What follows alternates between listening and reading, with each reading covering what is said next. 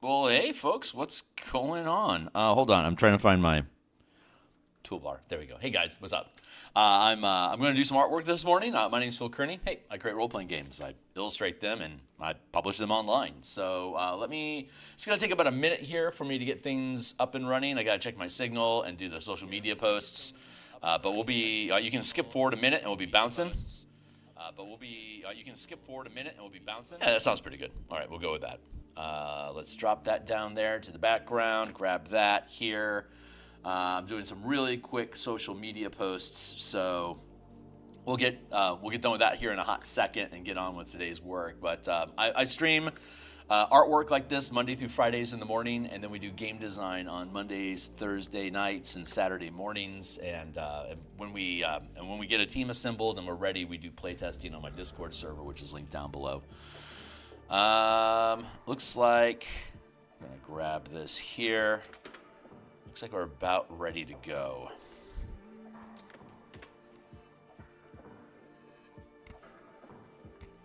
As soon as I can find where my mouse went, thank you.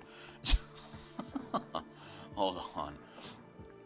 Get rid of the embeds. And okay, so social media is done. Our links are up and running. I can fix our screen here and we'll get started. So if you like the artwork today, like, subscribe, hit the bell icon for notifications when we're live in the future. Well, thanks a lot for new subscribers. We are now officially Stitch 626. And we're trying to get to 1,000 subscribers. So if you stick around and you have some fun, I'd love to earn your support. Now, here's a bunch of books we've created on the DMsGuild already that are chock full of my art and ideas. Be welcome to check that stuff out at your leisure. And if you're a D&D enthusiast, consider adding some of these ideas to your game to change how you run your world. We made this book cover like around episode 40, and we're currently at episode 606.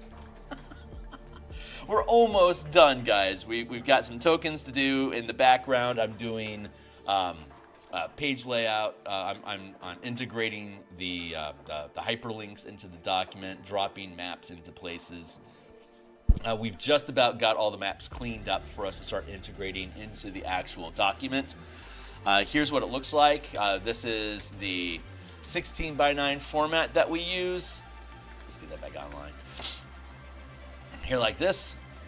And it's 16:9. It fits on a widescreen monitor, your phone, your tablet, and each individual column is also 16:9. So if you flip your phone, full size here, and then individual columns here, so that you can use the information the way that you need to use it. And it's a 12-point font, so it's big art size, very easy to read. So we're currently working on the Spectral Knight, which is the mini boss in charge of the cemetery map that we had created. You can find this dude in our crypt. So it's going to be wraith armor around a spectral form. Here's a specter. So we're going to use that general idea for the squishy parts underneath the armor. And then we have, this is a wraith. And so we're going to use this shadow effect for the armor and stuff that we're working on right now. So working on those two things together, we should have a fun black-white sort of effect going on inside here. Hey, what's going on, Gabby? I'm doing really well, thank you.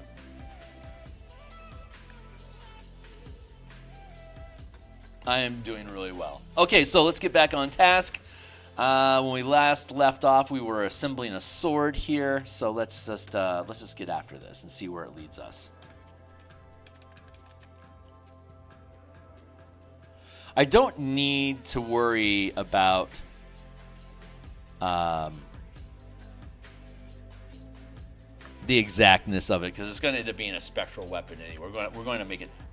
See, it's on its own layer. We're going to end up making it transparent and spectral-like. So let's scooch that over here like that. I think that's going to end up lining up pretty well.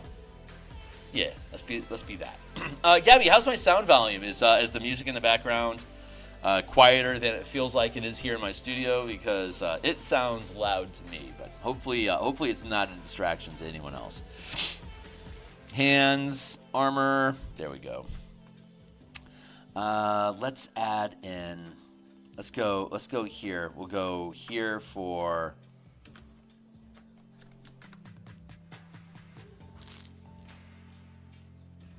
and rename this armor.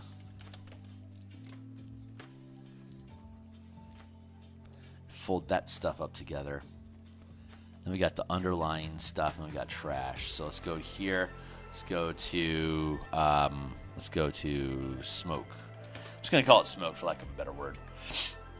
Ooh, here's a good idea. Let's grab this color as our backdrop.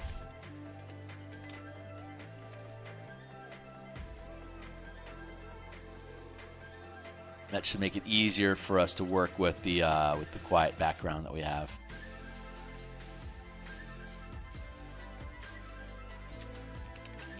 I'm gonna have to scooch all of this over a smidge. Audio is good. Thank you, appreciate that. Yeah, let's get this guy off of the text line a little bit, so we can integrate this down here like that. And then we're going to use our cloud brush and smudge all this stuff in.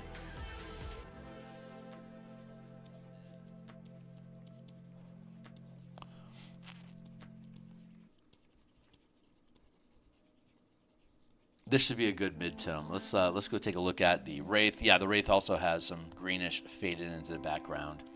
So this will work out well.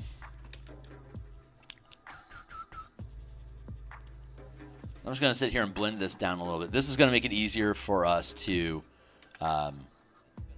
see how this hold on. If I go to here, and like here is the, where are you at, dude? There. You can see that this rough, this quiet that we have, this faded opacity here of reference images that we're painting over. This is making it easier for us to look at that, I think. Hey, what's going on? Fernando 2, how are you doing? Man, I'm doing great, Fernando. It's good to see you. We're working on specters. I like incorporeal. As a DM, I love incorporeal creatures. I love how mobile they are at being able to run through objects, like out of buildings through the walls while the characters have to go around, for instance. This Spectral Knight has the ability once per day, when it takes damage, it can summon a bunch of specters to ally it in the battle, which makes it super ugly bad news for the team. But it's in the battle with this boss takes place in a small crypt. I'm gonna actually reduce the size of this guy's weapon a little bit. I want to get it off of the wall a smidge.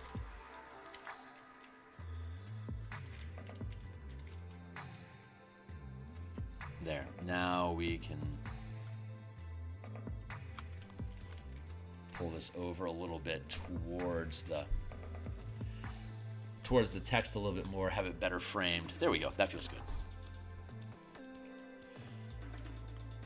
Yeah, I love incorporeal creatures.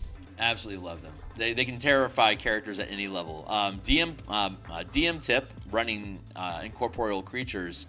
Since they can move through objects and you can attack in time with movement, you can just have undead reaching through a wall and attacking the characters. It'll be disadvantaged because they might not necessarily see, but the players can't attack when they attack through walls or the floor or the ceiling, unless the characters are holding their action to respond, like to react to an attack. So you can make a relatively low CR encounter dangerous for comparatively high-level characters because they can't utilize all their tools against the incorporeal creatures. And when they're moving through walls like that, the DM can give them partial cover to increase their armor class, advantage on saving throws, for instance, like that.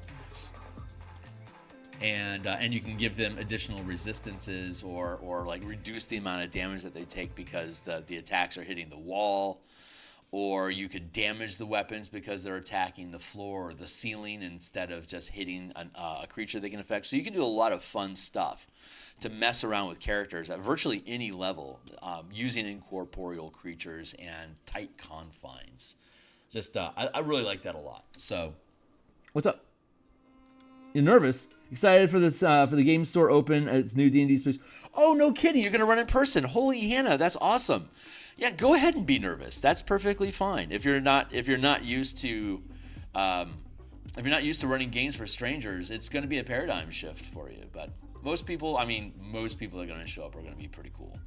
There's going to be some real ring rods every now and again, but unfortunately, DM is generally the table manager. So definitely make sure you know the do's and don'ts of what you're allowed to do or how much authority you have at the table from the eyes of the game store, because the game store is doing this to earn customers, and you want to make sure that you're in alignment with management of the store of how you're supposed to be conducting the game and like who's permissible and how you deal with disruptive players and blah blah blah. It's the little nuancey stuff that you really do need to pay attention to make sure that you are an honored guest as well as those that you're performing for.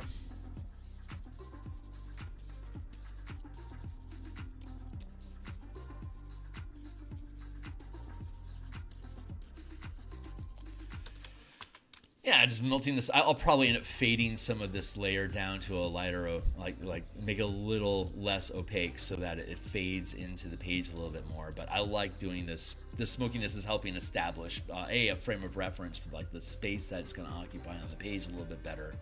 But it's also going, like you can, I can see this wispiness a lot easier now, and it's going to be a lot more intuitive to start filling in the line work in the appropriate colors. So this is just adding in the background color is just a good idea when you're going to have background color before you dive too deep into your color composition of the piece that you're working on. You want to make sure that it's complementary and contrasting your background so that it helps set the character apart from the environment that it's occupying. So one new friend since 1,000. Nice. Well, that's fantastic. Making friends isn't as easy as it used to be. Because people don't need to rely on physical interaction to do what they need to do with their day. Those that are more introverted hide away far more now than they were able to before. We don't have to break out of our shell nearly as much as we used to do in the olden days before the interwebs. So congrats on making a friend. That's fantastic.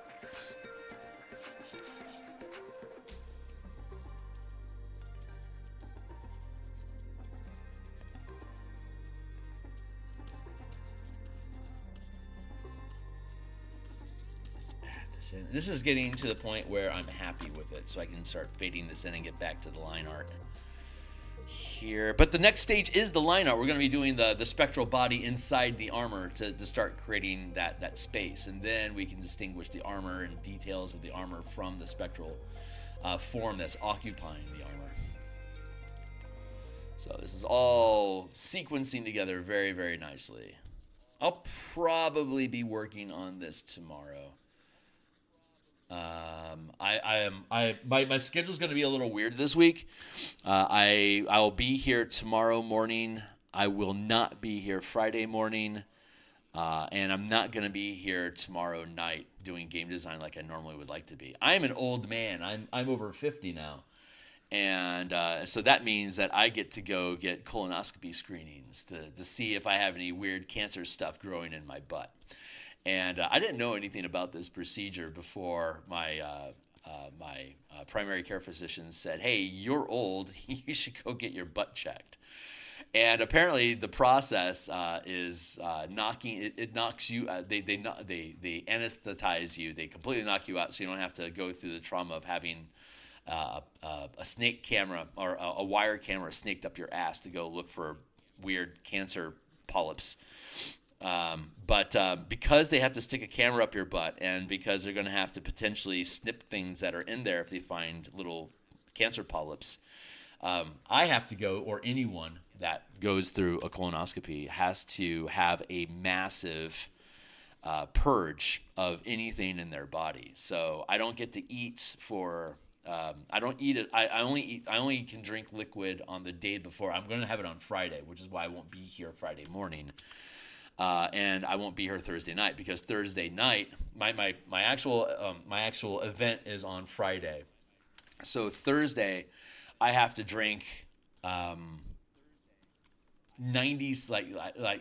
on Thursday night I have to drink a ton of laxative, and I will be riding the Porcelain Throne from probably 5 o'clock till 10.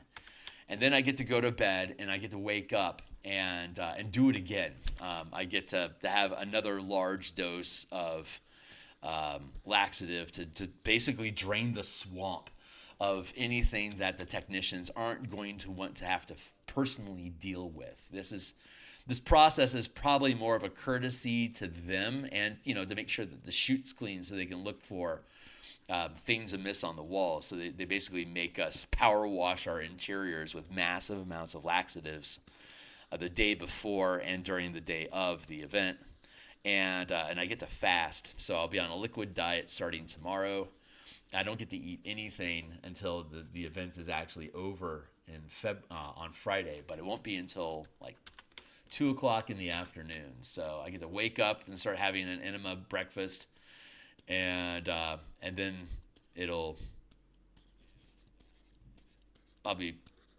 and then they're gonna put since I'll have anesthetics, I'm gonna be loopy. After, why did my music stop? I'm gonna be loopy afterwards. So I can't. Let's see what the hell is going on with this. Yeah, let's be here and see what happens. So they're like, don't sign contracts, don't drive, don't go or do anything anywhere that may lead you to unusual circumstances that you aren't comfortable with. I'm like, well, sounds like I won't be streaming because the last thing I want to do is cause myself trouble while I'm streaming. There's that, and let's grab up all of this. So we can scooch this over a smidge. Let's raise this up a bit as well, so it fits in the space. So it's not so it doesn't feel as crowded inside this space. This out here, this outcropping of text here is what's causing the problem. Luckily, I have a lot of vertical space I can work inside of. So this is actually, I think this is actually sitting better on the page. Right about, that feels pretty balanced being right there. All right, cool. So now we can finish fading this in and we'll get back to work. So yeah, normally I would do game design and adventure creation on Thursday nights, but not this week. And then because I'll still be, so yeah, no Thursday night, and I'm going to be, writing the pot on Friday morning as well. I don't expect to be doing this on Friday morning either. So tomorrow morning, yes, and then I'll be back Saturday morning to continue doing game design. On Saturday morning, we're working through the Faerun subclasses, converting them into the color mana system for the MTG color mana spell point variant rules that we're revising.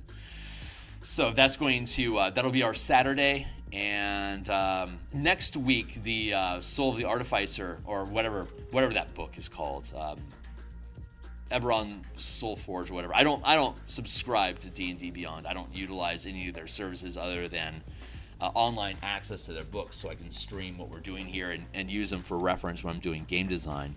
But I don't use maps. I don't use the D&D creator. I like creating my characters pencil and paper, so that I retain control and awareness of the game system and my options, and so that if their website goes down, I don't have to stop playing the game with my character. He won't be lost on their servers if they decide to disable them.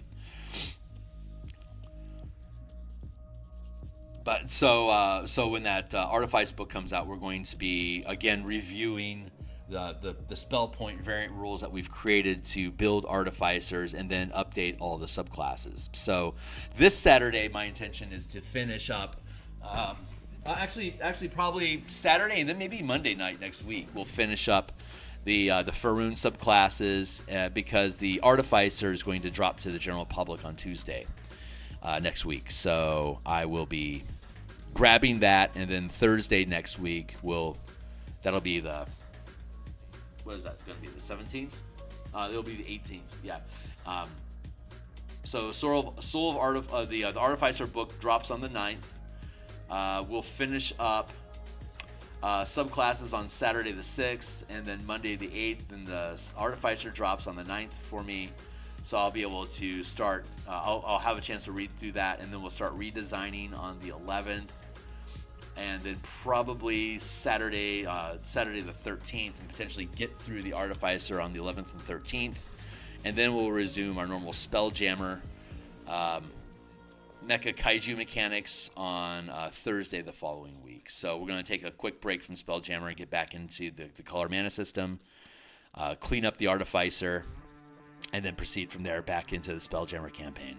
So, but once we have the Artificer published, we'll be able to also lock down the Siege Engineer that we developed for Spelljammer, the alternate Artificer, creating and manipulating siege machines that they create. The Artillerist isn't quite. The Artillerist does basically like flinged harpoon damage as opposed to ballista damage. So we implemented the Siege Engineer to create bigger, better weapons in the Spelljammer or structure campaign. And they'll have the new bastions. So we'll also, when we finish updating the Artificer, we'll be able to go in and look at the facilities that they've introduced into Eberron and implement those in the Bastion campaign book that we're publishing, to take in the downtime activities and benefits that those facilities provide, and see how well they scaffold for the facility system that we created for our Bastion campaign supplement. So I'm looking forward to that. I love. I don't. Obviously, my game design ideas are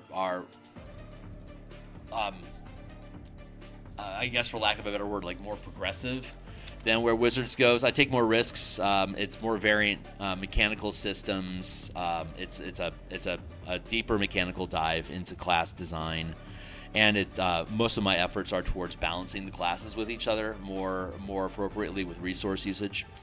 So I love most of the books that Wizards puts out as starting points for me to be able to build D&D the way that I like to build D&D.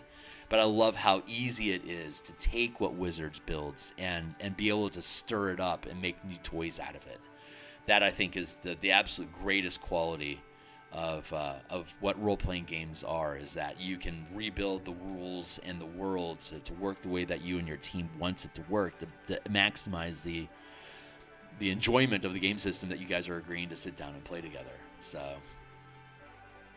great stuff. Okay, so I think I'm pretty good with that background. I'm going to fade it down a little bit just to take some of the edge off. There we go. That feels pretty good.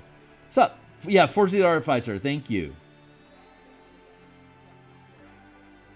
Check the source of my stomach problems. Oh my god. Well, yeah, that could probably help figure out what those are. Oh, cool. Right on, man. Thanks, Gabby. And it's out if you have a subscription to D&D Beyond. I do not pay Wizards a monthly subscription. I just buy their books online and make use of their tools because it's because I stream. The best way to look at the books while I'm designing here on computer is by doing so. It's out. It was. Oh my god! Wow. That's horrible. I hope I. Wow. Did they already do this? You have had a colonoscopy. Got it. Past tense. So you know what I'm talking about. Yep. Got it. Drain the swamp. I'm gonna leave this faded. I'm just fading this in just a little bit more before we proceed. There. Okay. Baff. That feels pretty good. I'm gonna take a quick sip of coffee and chase it with some water. Again, big appreciation to anyone that's checking out the stream and hanging with us. Very much appreciate.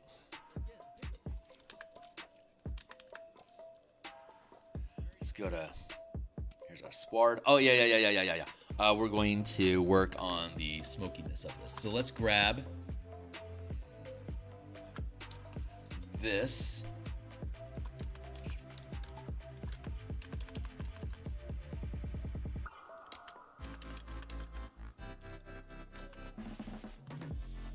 Do I want to do it that way? Now let's just do line art for now.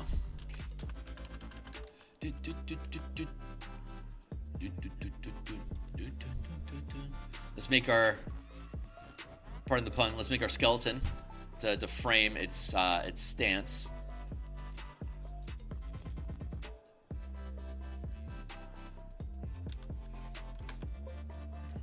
So this is telling me that I should probably tilt this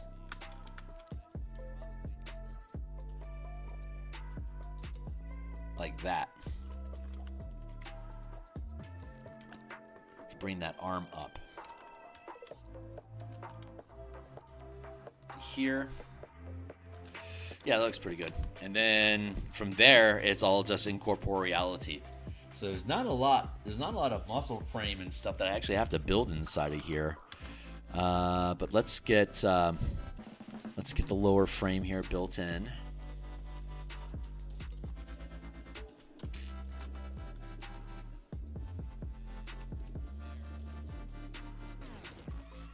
The coffee pot's happily chortling in the background, making jokes with the appliances in the kitchen. We'll just do like what it was showing there. Yeah, that feels pretty good. And we can get rid of this skeletal stuff inside of here. Block that down. We definitely want to have some form of wispiness going on inside here. I'm gonna dig that out. I want to have radiance, some sort of radiance happening inside of here.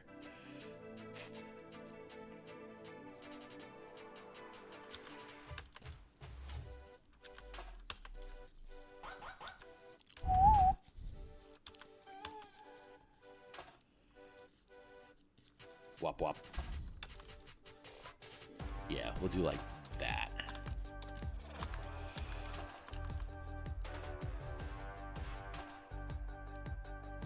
We can get rid of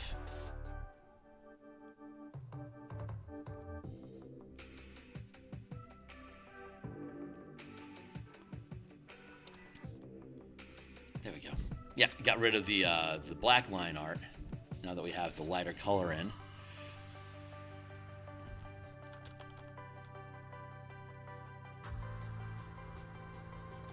Let's just bleed this all in here like this.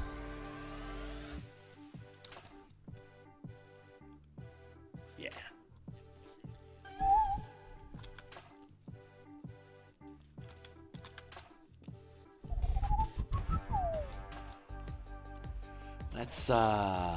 Let's make this and this go away for now, so we can just focus on the smoky frame.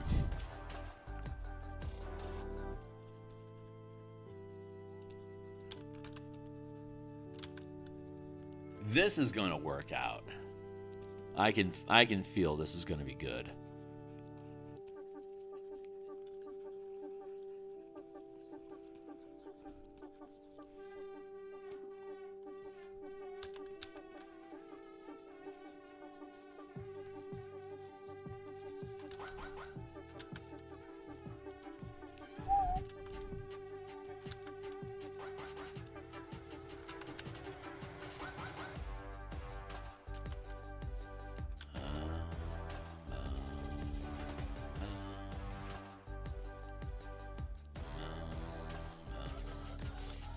So I want to have a bright exterior, and then I want to have it fade into the interior space, so it has sort of a more ethereal wispiness to it.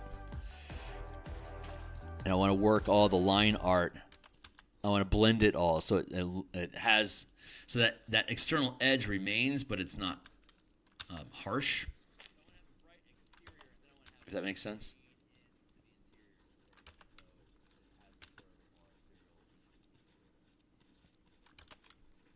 Did my music die again? Sure as shit did. I don't know, man. I love Epidemic. It's got great music, but for some reason, it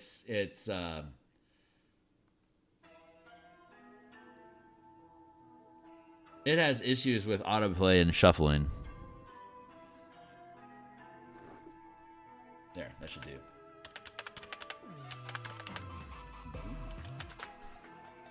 There we go.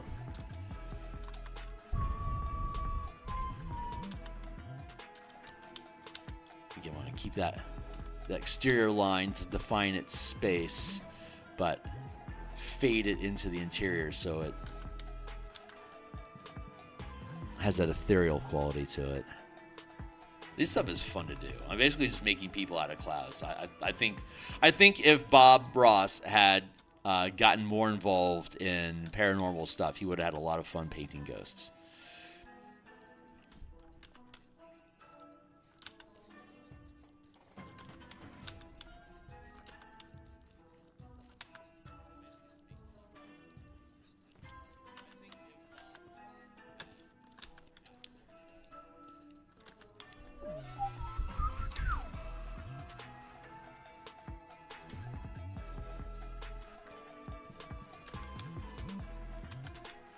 I might make.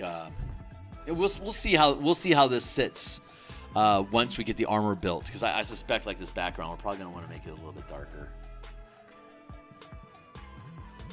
to help make that background make that spectrality. Oh, the spectral floof. I don't know, the smokiness of it more apparent. I don't know the adjective there or the noun.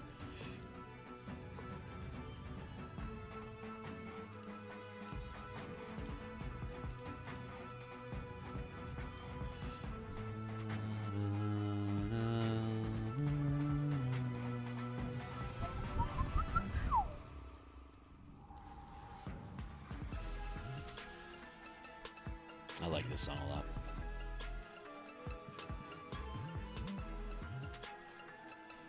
We're just all we're doing is just doing cloud blending. This is the same thing I do when I do Bob Ross skies. It's the same general technique.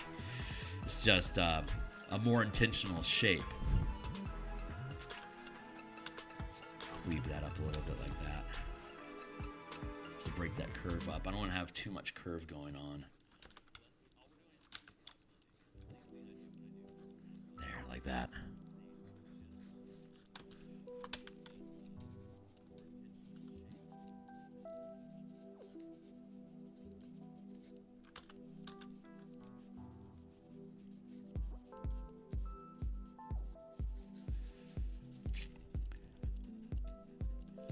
Blend, blend, blend. Blend, blend, blend, blend, blend. Hollow that out a little bit.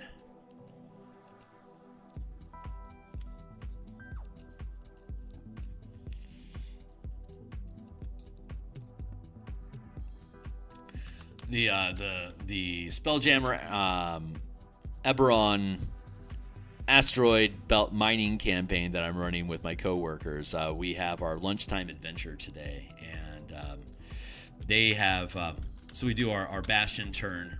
At the end of each adventure, we have a new turn, a bastion turn. So they do updates. So they do their mining operation to extract resource points from the asteroids that they're gathering ore from. They send down the ore to the smelting refinery and get paid out, not in gold, but in resource points that they spend to improve their mining guild. and then they go back out and continue harvesting asteroids. When they drop an asteroid down to zero wealth, then they stop working that one and they move on to another asteroid. And so every time they start harvesting new asteroids, there's what's the word I'm looking for? It's not spectator, it's prospecting. Thank you. There's a prospecting check that we make, basically like a kind of like an investigation check at the guild level for them to investigate the quality of the ore of the new asteroid that they're looking at messing around with.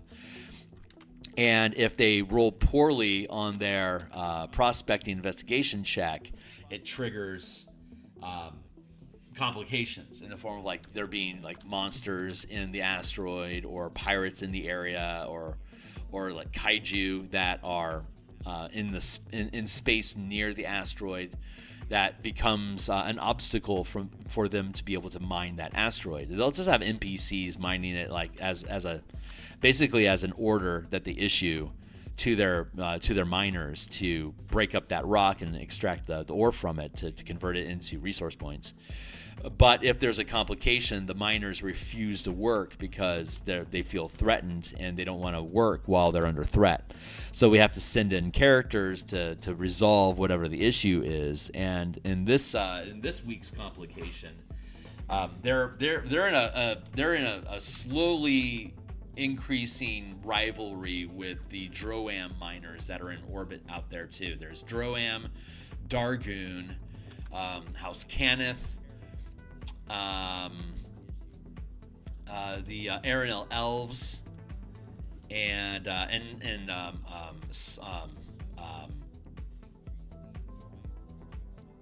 Sarlona are all have different areas in space. And then the guild that the characters are working with are Warforged, dwarves, and gnomes. So the players are part of Team Zalargo and Moorhold, and are competing in like the mecha design space with House Cannith, that are angry that the Warforged threw in their lot with the dwarves and gnomes instead of supporting House Cannith and going, because Warforged are awesome at mining asteroids in orbit because they don't have to breathe.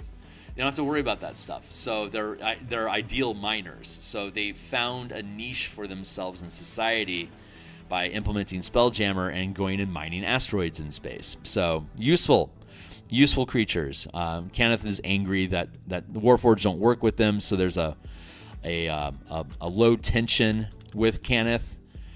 They keep bumping into Droam. Like, Droam has staked out a territory. Like, this is our region, and it's right up against where the characters have been able to get contracts for. So they're constantly being harassed by gargoyles and like space krakens and goblin raiders that aren't officially acts of war from Droam, because they're claiming low discipline among their troops. But then there's also Dargoon with its various greenskin clans. They're developing out there, utilizing the ultra smart goblins that are building tech for them. So they have like this real Klingon sort of feel to them. They're using mammoths, goblin blades, and scorpion ships for most of their fleet. There's also the Pirates of Lazar. They have spelljamming ships that are out there, and they poach everybody. They're using hammerhead ships for the most part. Hammerhead ships and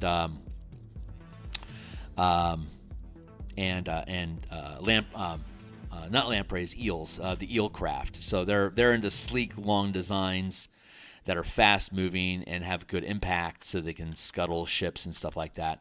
So the team this week, the team is delving into the caverns of an asteroid where there was a cave-in, because Droam, in retaliation to some bullshit that the team had done recently, have decided to start sabotaging their mines.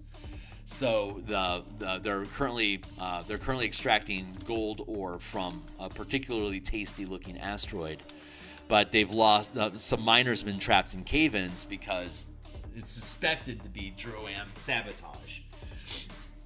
So they want to go in, try to rescue their miners so they can keep morale up amongst their troops. Because like if they just abandon these miners to die or to get crushed or whatever, then they're going to have morale issues. Normally, it's a mix of Warforged and dwarves that are digging through the rock. Dwarves, because they're dwarves, they got that stone sense, makes it really easy for them to find and extract the ore. And then the Warforged are they're perfectly suited. They're perfectly suited for a space environment. The gnomes, for the most part, do piloting, fighter craft, repair work, and not mining. There's very few gnomes that actually do mining itself. They're more of the administration side of things alongside the dwarves. Warforged don't have much administrative duties inside of the guild. They're mostly workhorses. But so the next adventure will be the team going in. We're going to do that today we play 1 hour a week, and we've been doing that for like 7 years now. So we've ran through an entire level 20 campaign, like level 1 to 20 campaign, in 1 hour chunks at lunchtime. And it took 6 years for us to get through that campaign. And when we finished, they're like, we want to do another campaign. All right, and that was about a year ago that we launched this new campaign. So that all worked out really well. Hey, what's going on? I'm just hand drawing art. Yeah, no kidding, right? Hey, Scully. Sorry, Scully. I've been sitting here riffing. The more I riff and just ramble on about stuff, the more my hand just kind of does the painting. You know.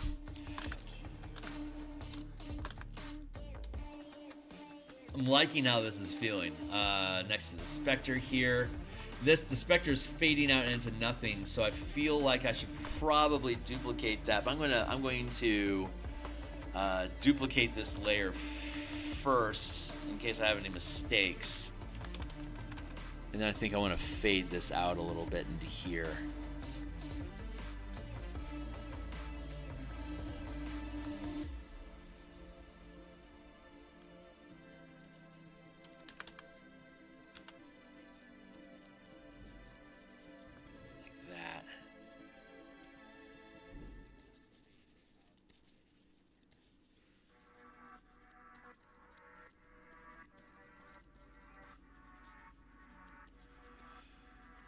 Yeah, let's be like that.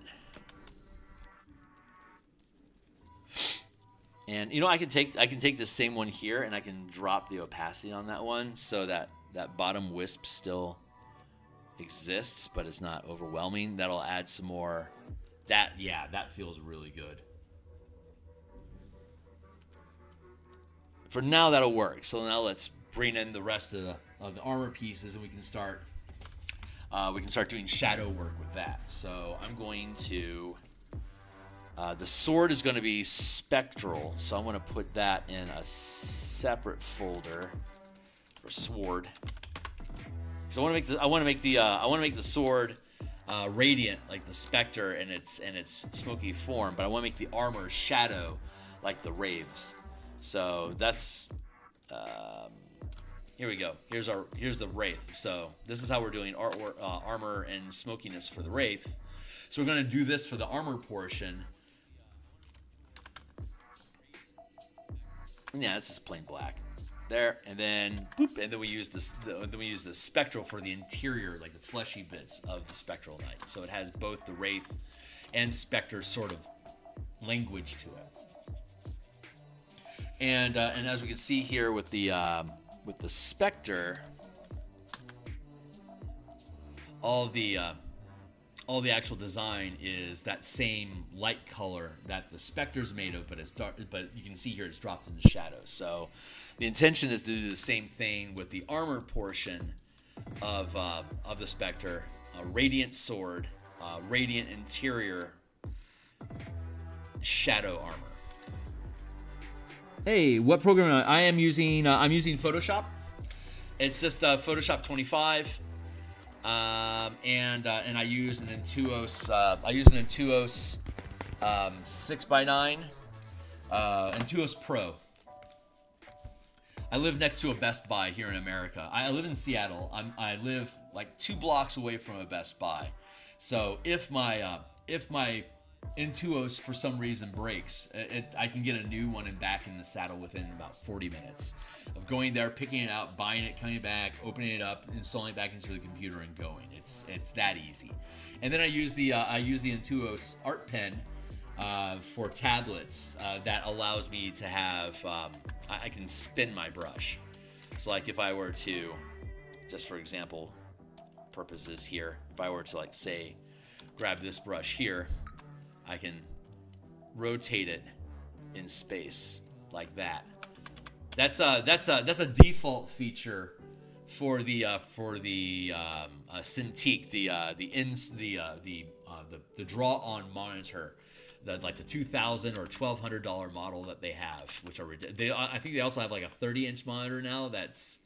I want to say it's like $3,500. It's fucking crazy. But I have a 32-inch monitor that I use. Like here's my camera, and then like this far away from my camera is the edge of my screen here. Like you can see, like the edge of my screen is the edge of my window here where my camera space is at, and the screen is from where I'm sitting right now, it's my hand is resting flat against the monitor, and then I have my keyboard underneath the monitor, and then I have my Intuos in front of the monitor. So I have this arm length space that I operate inside of when I'm doing painting. So there you go. All the specifics, right? Like all the things that you wanted to know, or less. Or less. Let's stay inside of our armor folder here. I'm going to actually drop the opacity on the armor like that. I don't necessarily know what I'm doing right now. I'm just kind of making shit up as we go, but I always am anyway. We're going to use the same techniques of the radiant interior, and we're going to use those. For now, we're going to use those same ideas in the exterior here. And my music stopped again. I tell you what, man.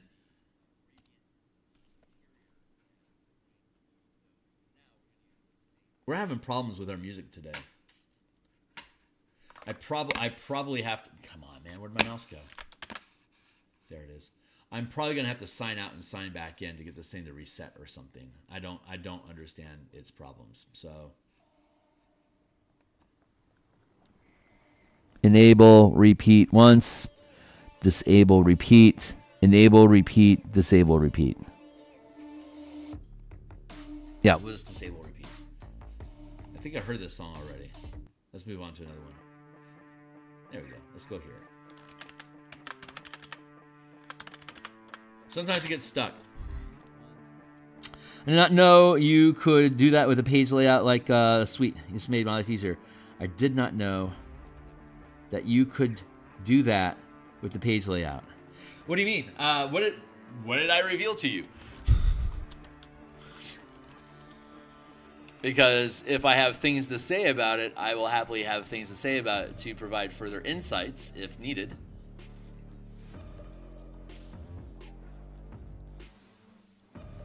So I'm going to create this the shadowy shape, and then we're going to use the same spectral radiance to define like filigree and actual objects and shapes inside the form of the armor.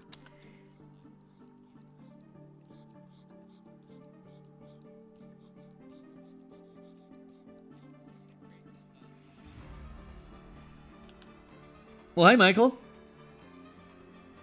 Yeah, and I'm using the 16. I'm using that 16:9 format for the page because all my books are PDFs. There, we'll make it fit space like that. Right, I do that at the beginning of every episode. It's like this is the 16:9 format. My widescreen monitor, my phone, our tablets, they're all 16:9 format. So I made the document 16:9 to implement the medium. Like if this was a book that was printed for you to fold open and flip through, yeah, 8.5 by 11, sure, let's do that. Or the 6:9 digest version of books like Shadow Dark and stuff like that. But since this is only intended for digital, I can build it in digital medium. Each column is also 16:9. So either way that you look at it, it's designed to really make use of the medium that the book is going to be read in. Like no one's using a CTR monitor anymore. Like it's all widescreen stuff. It's that 16:9 ratio basically dominates our media now. So it just makes sense to be able to build the PDFs in the same size format. So you can fit the page and it'll look right. Let's harden this edge a little bit more here.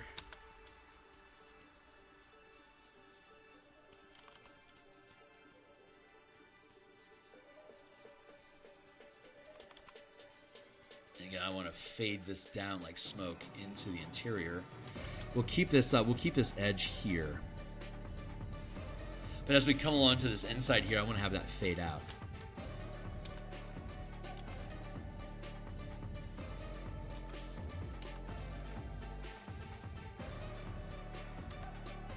But yeah, the actual page, I'm using a 12-point font text as the base. That's a pretty large font for RPGs.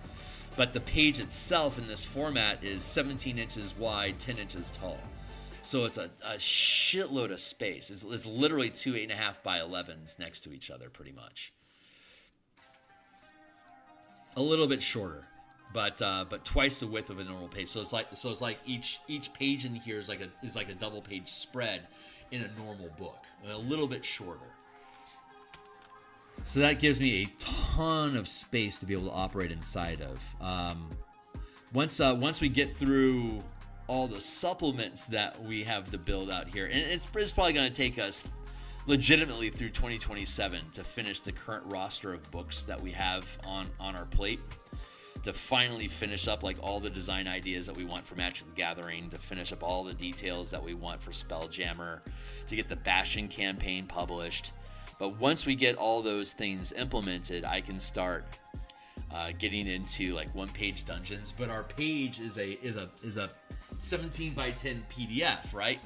So that gives us a ton of space to be able to like drop a map into the middle of the page and have all this surrounding content, like that control panel style that they talk about of good game design. It's each page in this adventure is self-contained. So you don't have to, other than monsters and equipment and hazard references, everything on the page is self-contained, and everything that you need to reference has a hyperlink, so you can just click and jump to it. And then there's our nav bar helps you jump back to where you were. And when we put in the, sorry, I'm futzing with this curve. Give me a second here.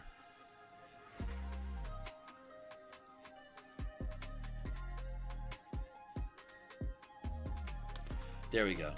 I suspect starting next week, I'll be able to start hyperlinking the maps inside of the actual PDF. So we'll have a map, and then each room of the map, you can hyperclick. You can click on the map, like touch it on your monitor or whatever, and it'll jump you to the page where that room is located in the adventure. And then you can hit the back, like there'll be a navigation button that'll take you back to that map, so that you can bounce back and forth between, like as the team goes from room to room inside the different dungeons in the adventure, the DM can just click on the button of the room that they go to, and it'll automatically snap you to that room. So the DM can pace through the adventure can move through the adventure in the same direction and pace as the players are moving through the different rooms, queuing up the information as needed. That's something fun that PDF like things that are designed to be PDFs. That's a fun little component that, like hyperlinking stuff inside of your PDF. That's a fun little mechanical detail that print books don't have. Print books you have to flip from page to page, so that one page look component is super important inside of printed material, because it's inconvenient to hop around from page to page. But in a digital format like this, we can lean into how easy it is to jump from page to page and make that a feature of the product instead of a bug or a flaw to overcome. You know what I'm saying? I can't believe I just said, you know what I'm saying? I so rarely have to say that. I must be tired or loopy. That's it. I must be loopy. Hey, what's up? That you can draw into a PDF on a page layout, so to say. I'm meaning final editing for my rules agnostic campaign setting, role player guide, and GM guide, along with a skill-based rule set. Okay, so here. Let me show you how this works. What we do. I use Microsoft Word, but you could use any graphics program that you want. So I'm going to pop open Word.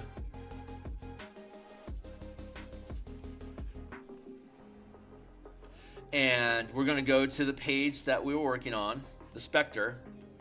Right? Here's the page that the Spectre is on. I have a transparent background. What'll happen is once this is finished, I'm going to take this is not the final frame. It's just a placeholder for now. But the final frame and the background, like the frame will be, all this space will be interior. The frame will be the background image that you drop into all the pages. And then each of these would be like, let's insert a shape that's a square. That's a square space, and then I can fill this space with a picture that I get off of a file from my drive, and then I can just pluck a picture from, say, Crystals in the Bar, artwork, creatures, monster tokens, wrong folder. Where are you at? There we are. Creatures.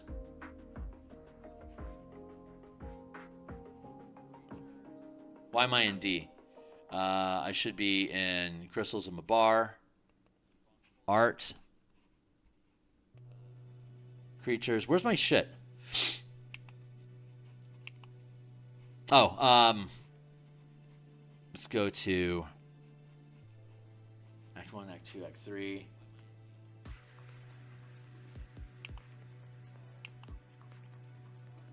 Artwork. Sorry, my brain is skipping a beat here. Production.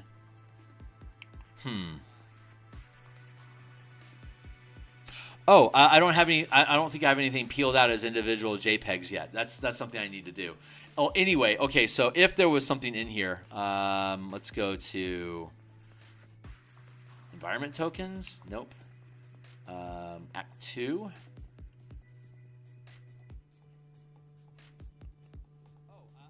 Anyway, this demonstration is failing. Let me just see if I can just grab something real quick. There. Like, that's obviously not the image, but that's how I can drop an image in there, and now I can move the piece into position. So I have 1, 2, 3, like these little vignette pieces that I can drop in. Let's actually fill. Let's not fill.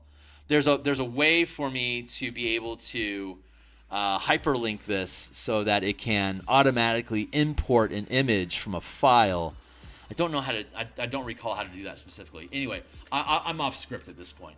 But basically, what will happen is I can take this text and I can extract it.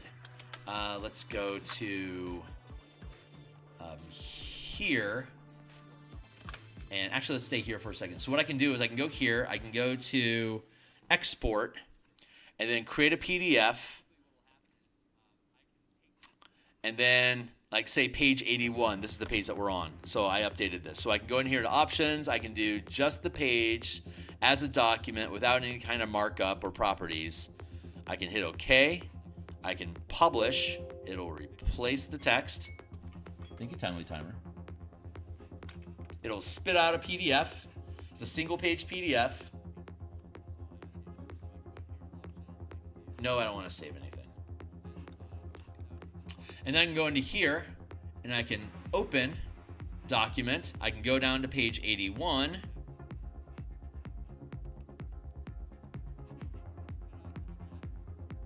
And because I had since I didn't have a background in Photoshop in Word, see, here's all the text that was in Word, and now it's a PDF that I can copy all the text. I can drop back down into here. Here's my text layer. Paste. I've just pasted the text into space. And now when I extract this as a thing, I can get rid of the text. If I wanted to, I could extract this entire page as a single image, go back to our Word document and just drop it in as a background underneath the text.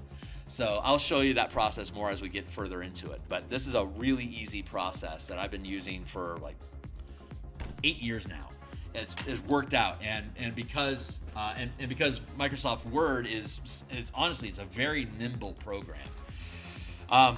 If you wanted to pay for like Adobe InDesign, for instance, you could directly paint directly into InDesign using, if you have Photoshop, the two things pair together, you can use them together. I don't want to pay for another fucking subscription. So I didn't, and at the time I didn't want to use InDesign. So I had Microsoft Word for free. So it's like, well, how far can we take Microsoft Word as a friendly utility that a lot of people have access to by default without having to buy any exotic equipment? And by gum, it works really well. get that edge taken. There we go. Okay, I'm pretty happy with that edge now. I don't know if that helps. That you can draw into a PDF on the page layout, as so to say. Meaning final editing for my rules. Like Yeah. So that's how I do that. And so I have to be. I mean, you have to bounce back and forth between the programs that way, but it's a really effective tool. Like, I've got a shitload of books that are linked down below on DMsGuild. They all have free previews. Go in and check that stuff out. And the free previews are all hyperlinked, and they all have samples strewn across them. But you can see, like, a lot of, like, hold on. We'll go on another tangent since you've got me geeking out here for a second.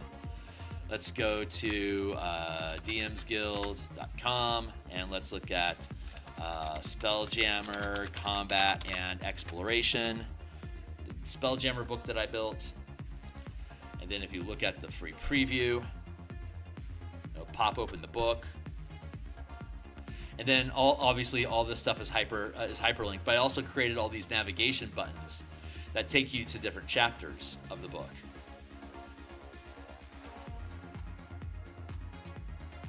So I'm down here in the creature menagerie. Here's the icon for the creature menagerie. So you can see now this is the chapter that I'm in, creature menagerie. But if I wanted to jump to like the Light of Zaraxis conversion guide, converting Light of Zaraxis using these mechanics. So you can hyperlink and bounce stuff back around like that. So, yeah, fun little mechanism. So all the books that I have on DMsGuild. Well, not all of them, depending on their size. But the larger the book, the more likely it is I'm going to have like a navigation bar and hyperlinking and stuff like that. Like just one last example. Let's go to my Magic the Gathering stuff. The color mana spell point variant rules that I created. Let's go to the core mechanics book, and we'll pop open the preview for that.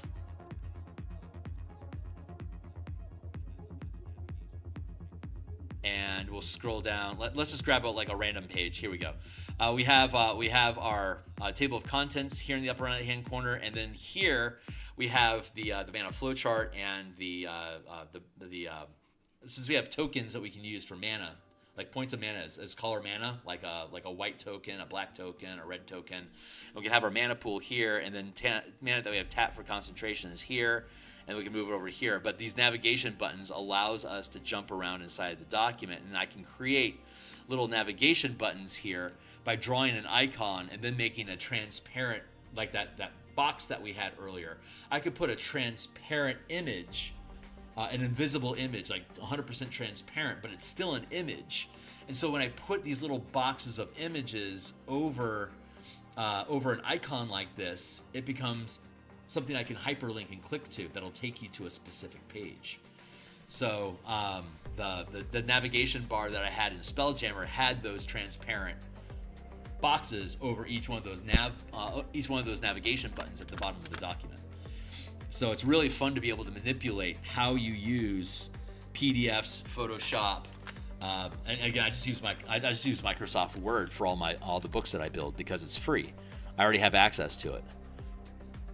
So I don't have to pay for an exotic, expensive program. I just have to organize all my shit into files as JPEGs.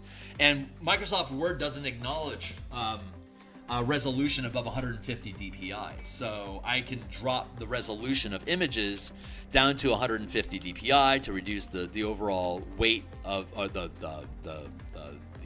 file handling of the memory load that it has to carry. I can reduce that. So I paint everything here in Photoshop, and then I export it as a JPEG, drop it down to 150 dpi. If it's a map, I reset the DPI to be 70 pixels because like Roll20, for example, which is where the VTT that DMsGuild One Bookshelf ttrpg, drive-through RPG, they own Roll20. So that is their preferred VTT model. So that's the VTT model that I've been using for 13 years. And I've got almost 8,000 hours logged into Roll20 now as a virtual tabletop running different games. And so it's just my weapon of choice. So I just designed for that, and it has a 70 DPI for its mapping program. The actual virtual tabletop is only 70 DPI. So when I create the assets for this and drop them into the folder, I'll have 150 DPI in the actual PDF that you're looking at, but the actual map that we put into Roll20 only needs to be a 70 DPI.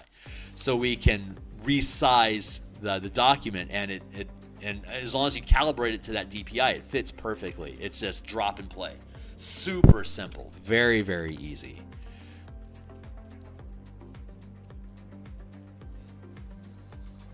Here, what time is it? It's 7:45. So I've got about 15 minutes left today. Actually, I have 12 minutes left on the clock. I have a day job. This is my side hustle. I've been a freelance illustrator in the RPG industry since 1999. I've never been a big hitter. I'm just like one of those quiet little side project kind of guys that third-party content creators could afford. So like book covers for like $300 and stuff like that. Obviously, my skill set as an artist is less and less needed as people lean more and more into AI artwork. But I started creating books because I didn't want to rely on my income to be set by somebody who wants a picture and then become a cranky customer and causes me to lose hours and stuff like that. Like having to mess around with people in artwork, it's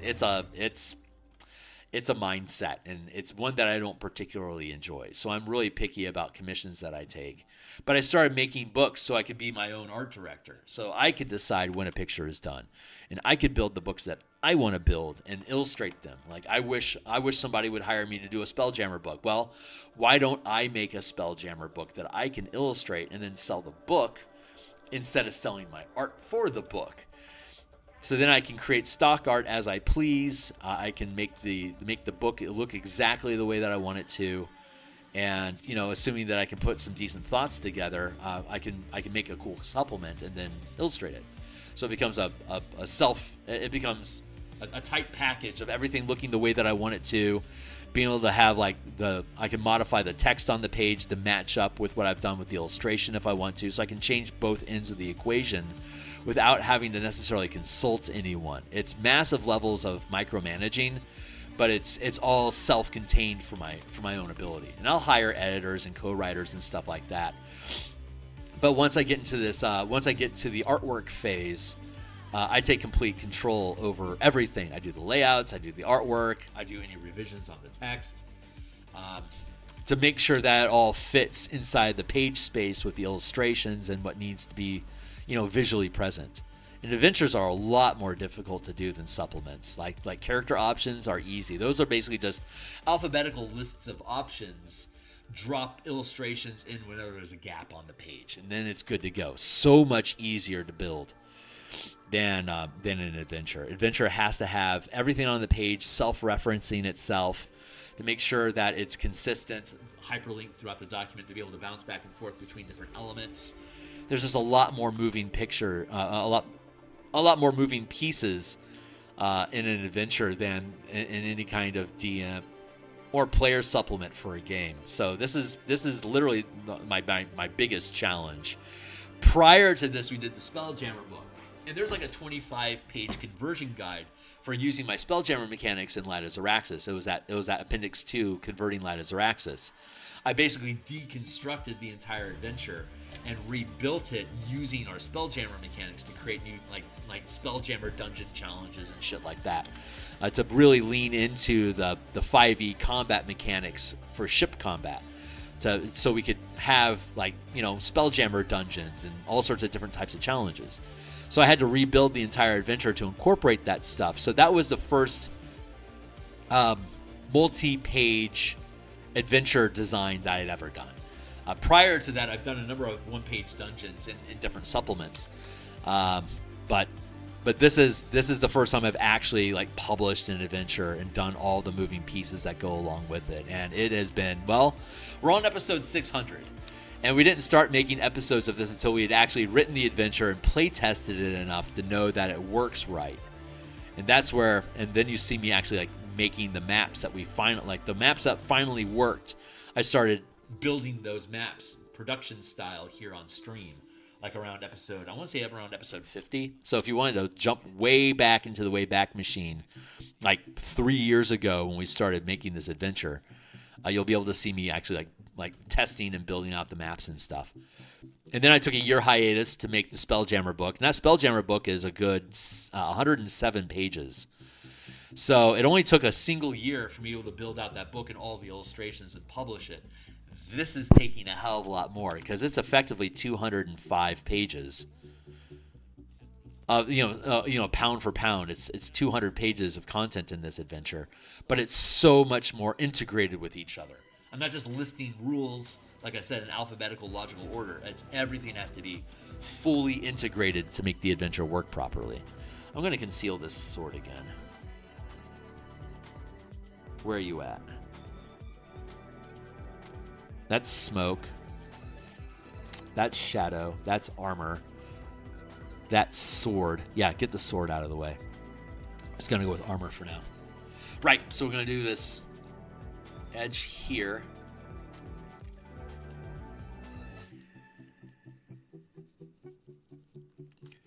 And then we're going to fade into the interior.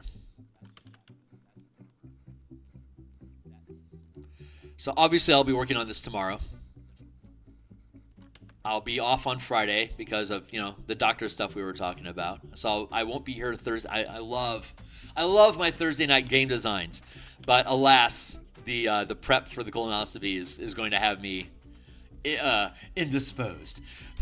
Basically tomorrow all day. So I'll be here for tomorrow morning art stream, but I will not be here for Thursday night game design, and I will not be here for Friday morning artwork either. So tomorrow is going to be my last day of the week, but then we'll be back on Saturday morning to continue working on the color mana system. We're going to finish out the subclasses of Faerun, and maybe we probably won't have time to do anything else on Saturday. We got I think we have 4 subclasses to convert, so that's going to take a little while, and then we'll do the Artificer next week once that book becomes available on Tuesday. I'm looking forward to that. I think you guys are going to really like what I'm doing with the Spell Point Artificer.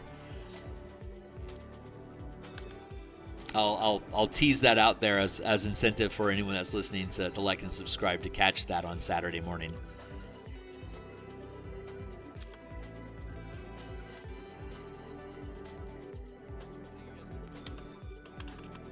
So let's blend this in here like that.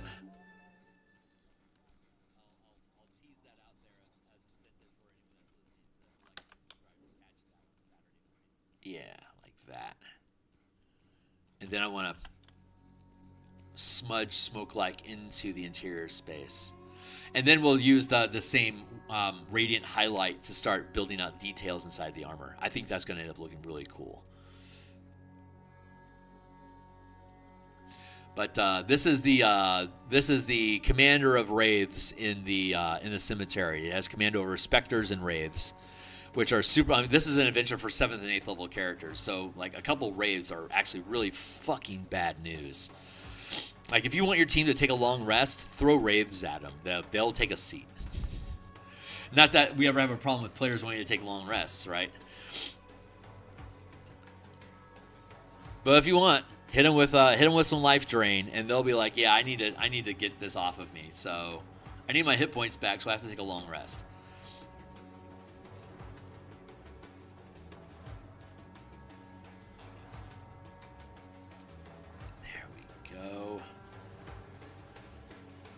And they're not a high enough level to hit a greater restoration to get rid of that.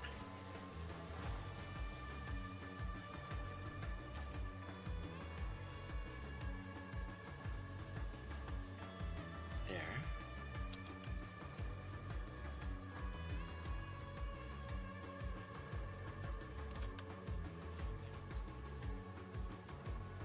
Just clean up that edge. Am I caught up down here? Yo, Phil. Hey, what's up?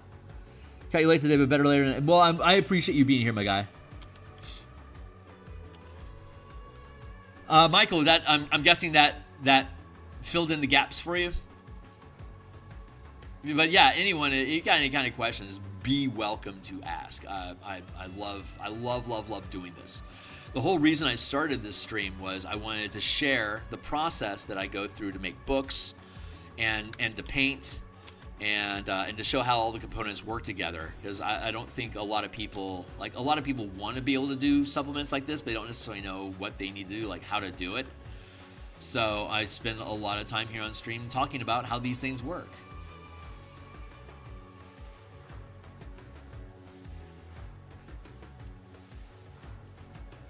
So I'm just building the base here, and then we're going to have a separate layer that we're going to overlay the filigree and details of this piece as radiance, right? Like I've been saying. I'm just kind of Mojo Joeing at this point. Don't worry about me. Mojo. Man, I haven't watched Powerpuff Girls in like fucking years. It was such a fun show. That was such a Cartoon Network vibe.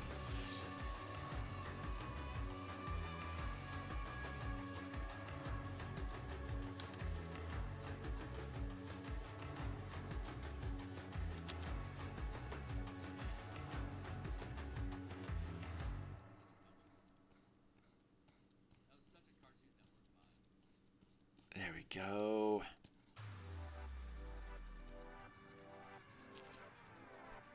I'm not sure if this is the right way to do this or not. This is just a starting point for us to explore.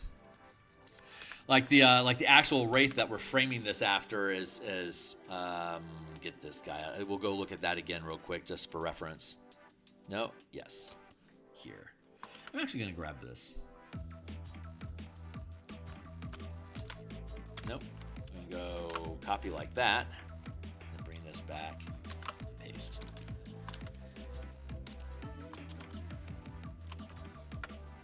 I'm gonna drop this guy in next to him, just for reference sake.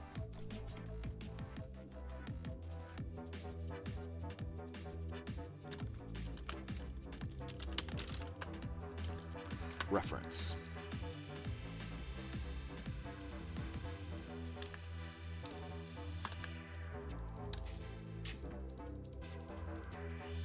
Yeah, I think we're on the right path here. I think this is gonna work out.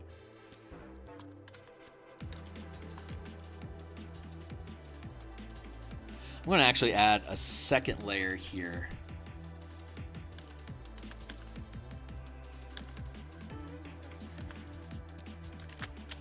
Let's hit save real quick because something seems to be a little wonky. There we go.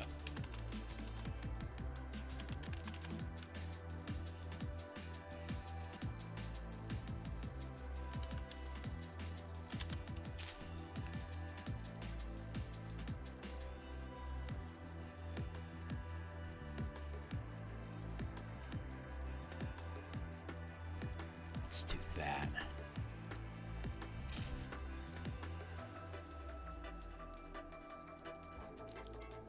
Uh-oh. That's my timer telling me it's time for me to go to work. Time to go make the donuts. I work for an advertising agency. I do marketing analytics.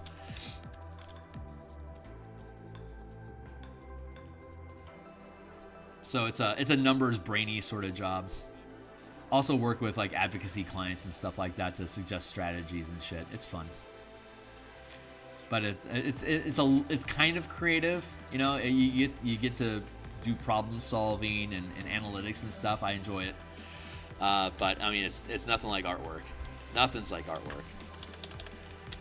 Let's drop this down. I see text. Hold on real quick. Let me catch up with you. Hey, what's up, Steve? You're just catching me at the end of the stream, my guy. I appreciate you all swinging through and saying hey. Thank you. We're trying to grow our numbers up to the big boy number of 1,000. This is certainly a long grind, long form, slow art sort of channel. So I understand. It just makes sense that, you know, I don't have a ton of people flooding in here excited to listen to whatever it is I'm rambling about today. But it certainly scratches a certain sort of itch. I didn't expect explosive growth, though I could probably sell a lot more books if I decided to do more organized, like D&D philosophy type stuff. So I'm probably going to start doing that in 2026. That is the plan, to start. I'd like to start making a prepared video once a month. And we'll see if I can carve out enough space to be able to do that. But once I finish this adventure, I can redefine how I'm allocating my time to produce stuff. I got to kick out of here. The muse won't let me go. She wants me to clean up this edge just a little bit more before she lets me exit. Hey, what's up? I'm almost a year into it and only have 61 subs, so I'd say you're doing great. Yeah, it's. I'm not trying to race. What I do know is that the tribe that ends up joining this channel, I built them doing exactly the way that I want to do it. Like, I don't want popularity because I don't want to chase that dragon. You know, I want to be able to consistently do what I do the way that I do it, and people that resonate with it will just naturally find it and it'll work out. I don't want to compromise the way that I do what I do to try to make money, which is why I'm not in a hurry to quit my day job, you know? All right, well, that's about all I got going on for today. Oh, thanks a lot, Steve. I really appreciate that. Well, Michael, I really appreciate you, man. Yeah, you have a great day, too. I'll be back tomorrow morning. We'll continue doing this stuff, and we do game design. Like I said, we do game design typically on Mondays and Thursday nights and Saturday mornings. I've got the doctor stuff going on that's going to have me off stream this Thursday and Friday morning. But we'll be back Saturday morning doing Magic the Gathering Color Mana Spell Point variant rules for 5e for MTG settings like Ravnica, Strixhaven, Theros. We'll continue working on that stuff for the 2024 revisions. I love it. I'm so looking forward to the Artificer next week. I'm a huge Artificer fan as a player. So, but now I'm just rambling. So I'm out of here, guys. I will see you all tomorrow. And thanks a lot for hanging out. So later, guys. Bye-bye.